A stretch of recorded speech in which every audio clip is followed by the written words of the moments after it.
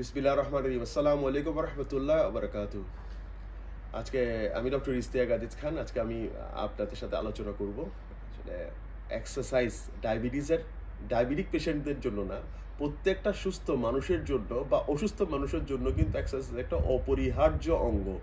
যাদের আসলে স্ট্রোকের পেশেন্ট বলেন, হাইপারটেনশনের পেশেন্ট বলেন, ফ্যাটি লিভার ডিজিজ বলেন, ক্যান্সার বলেন, মানে আপনার সার্ভাইকেল স্পন্ডিলোসিস বা লাম্বার্গো স্পন্ডি মানে কোমর এবং হাঁটুর সমস্যা বা ঘাড়ের সমস্যা বলেন, বা তাদের অ্যাজমার সমস্যা বলেন, যেটাই বলেন, exercise is the must. Exercise আপনাকে করতেই হবে, আপনি যেভাবে থাকেন যেভাবে করেন। এখন আপনাদেরকে এক্সারসাইজ কিভাবে করতে হয় আসলে সেটা অলমোস্ট সবাই জানেন। এখন আমি যে বিষয়ে আপনাদের সাথে আলোচনা করব সেটা হচ্ছে যারা অসুস্থ, যারা ধরে কোমরের ব্যথা বা ঘাড়ের ব্যথাতে আক্রান্ত, বা যাদের হার্টের সমস্যা আছে, বা যাদের অ্যাজমার প্রবলেম আছে, বা যাদের কিডনির সমস্যা আছে, তারা এক্সারসাইজটা কিভাবে করবেন। তো এক্সারসাইজটা তারা আসলে তাদের দৈনন্দিন জীবনের মধ্যে এক্সারসাইজটাকে সেট করে নিতে হবে। যেমন একটা হার্টের পেশেন্টকে আমি তো বলতে পারি না যাতে ট্রেডমিলে দৌড়ান, বা লাংসের প্রবলেম আছে যাদের যাদের অ্যাজমা বা রেসপিরেটরি প্রবলেম আছে তাদেরকে আমি বলতে পারবো না যে আপনি আপনি সুইমিং করেন। এগুলো আসলে বলা যায় না। বলতে গেলে হয় কি, এটা করতে গেলে তাদের সমস্যার চেয়ে আরও বেশি সমস্যা চলে আসবে। তাদের অক্সিজেন লেভেল আসলে ওনাদের হার্ট এবং সেটা কোপ করতে পারবে না, বরঞ্চ তাদের সমস্যাটা আরো অনেক বৃদ্ধি পেয়ে পাবে। তাহলে তো এক্সারসাইজ করবে না? হ্যাঁ, অবশ্যই করবে ইনশাল্লাহ। তারা কিভাবে করবে? আমাদের যে বড় বড় মাসেলগুলো আছে, বড় বড় মাসেলগুলো কি, যে আমাদের পায়ের মাসেল এবং হাতের মাসেল এবং ঘাড়ের মাসেলগুলো যেগুলো আছে, এগুলোকে আমরা একটু স্ট্রেচিং মানে হচ্ছে এগুলোকে অ্যাক্টিভেট করে দেওয়া। যাদেরকে অ্যাক্টিভেট যদি আমরা করতে পারি, ধরেন যদি আমি পায়ের মাসেলগুলো, যদি একটা পেশেন্টের যদি ডায়াবেটিস 300 থাকে, তাকে যদি আমি 20 মিনিট মানে পায়ের মাসেলগুলো যদি স্ট্রেচিং মানে উঠবস বা নাড়াচাড়া করার জন্য তাদেরকে অ্যাডভাইস করি, 20 মিনিট যদি করতে পারে, স্ট্রেচিংগুলো যদি করতে পারে, তাহলে দেখা যাবে যে তার ডায়াবেটিসটা মুহূর্তের মধ্যে 2 ঘন্টা পরে তার দেখা যাবে যে 20 মিনিটে যদি এই সামান্য স্ট্রেচিং করার ফলে হচ্ছে কি, তাদের সুগারটা 300 থেকে ইনশাল্লাহ 200-এ নেমে আসবে। কেন আসবে? কেননা আমাদের মেইন অর্গান, যে আমাদের মাসেলগুলো এত বড় বড় মাসেল আছে, এতগুলো সুগার জমা থাকে, সেগুলো যদি আপনারা মোবিলাইজ না করতে পারেন, তাহলে কোনোদিন ব্লাডের সুগারটা কোনোদিন নর্মালে আসবে না। আর বড় বড় মাসেলগুলো আসলে অনেকভাবে করা যায়, যেমন হেঁটেও করা যায়, সুইমিং করেও করা যায়, আপনার জগিং করেও করা যায়, তারপর হচ্ছে হাইকিং করেও করা যায়। কিন্তু এগুলো তো সবার জন্য প্রযোজ্য নয়। তাহলে যখন আমি পারছি না, যেহেতু আমি উঠতে বসতে, যখন আমি যদি একটু উঠার থেকে বসি, যারা হার্টের পেশেন্ট যেগুলো আছে, যাদের আসলে কার্ডিয়াক ফাংশন একটু কম্প্রোমাইজড হয়ে আছে, তাদের ইজেকশন ফ্র্যাকশন অনেক কম, ধরেন 28-এর নিচে নেমে আসে, তারা তো আর ভিগোরাস এক্সারসাইজ করতে পারবে না। কিন্তু তার ডায়াবেটিস কন্ট্রোল হবে কিভাবে? তাদের এই ইনসুলিন রেজিস্ট্যান্স যে ইনসুলিন যে কাজ করছে না, সেটাকে কিভাবে ওভারকাম করবেন, সেটা হচ্ছে খুব সহজে করতে পারেন। হাত এবং পায়ের মাসেলগুলো একটু স্ট্রেচিং করবেন, এই কাজটা অবশ্যই করবেন।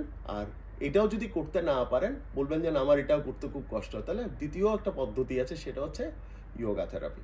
এখন অনেকগুলো যোগা থেরাপির ভিডিও আপনারা পাবেন ইউটিউবে, যেটা আপনাদের জন্য সহজ হবে, যেটা আপনি কোপ করতে পারবেন।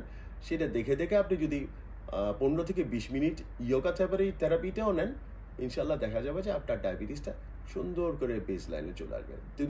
যদি করতে না পারেন, তাহলে আরও একটা ওয়ে আছে ডায়াবেটিসটা কন্ট্রোল করে, সেটা হচ্ছে লাফিং অ্যান্ড ক্ল্যাপিং। হাসবেন, অন্তর খুলে হাসবেন, এবং ক্ল্যাপিং, হাততালি দিবেন নিজে নিজে। তারপরে আপনি কাউকে দিয়ে একটু রোদে বসবেন। রোদটা কোনটা, যে আল্ট্রাভায়োলেট রে সবচেয়ে কম থাকে হচ্ছে সকালে ফজরের নামাজের পরে যে রোদটা আসে, ওই রোদে বসে একটু পুরো শরীরে একটু মেহরবানি করে যে কোনো তেল, সবচেয়ে ভালো হয়েছে অলিভ অয়েলটা মাসাজ করা। অলিভ অয়েল বা আপনার বাদাম তেল, বা আপনার এই যে সরিষার তেল বা নারিকেল তেল, এগুলো ভালোভাবে মাসাজ করলে কি হবে, মাসাজ করলে আমাদের কি হয়, আমাদের রক্তনালী সঞ্চালনগুলো বেড়ে যায়। তো ব্লাড সার্কুলেশন বাড়লে হয় কি, ডায়াবেটিসটাও খুব তাড়াতাড়ি কন্ট্রোল হয়ে আসে।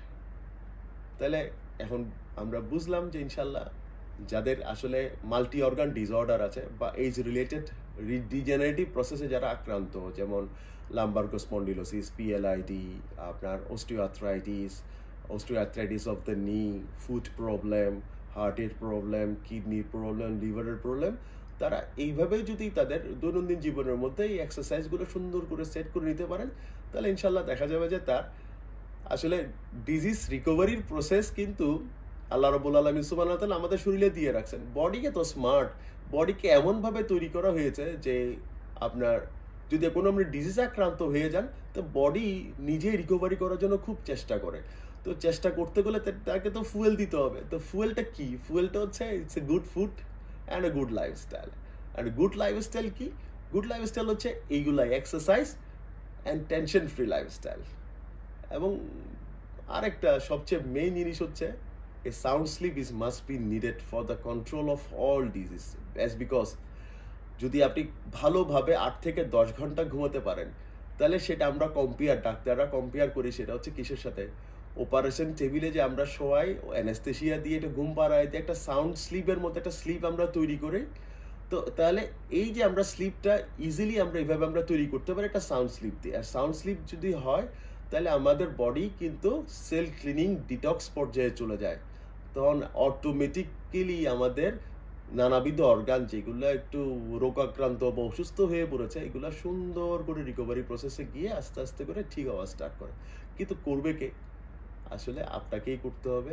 কোনো ডাক্তার আপনার বাসায় গিয়ে এগুলো করে দিতে পারবে না। শুধু আমরা ডাক্তাররা শুধুমাত্র আপনাকে প্রসেসটা শিখিয়ে দিব কিভাবে কি করতে হবে, কিন্তু কাজটা আপনাকেই করতে হবে ইনশাল্লাহ। এবং এটাতে আপনার পরিবারের সবাইকে ইনক্লুড করতে হবে। আসলে self care is the best care. জি, আসসালামু আলাইকুম। পরবর্তী ভিডিওর জন্য আমি আপনাদেরকে আমন্ত্রণ জানাচ্ছি। ভালো থাকবেন, সুস্থ থাকবেন। আল্লাহ হাফিজ। তো এক্সারসাইজ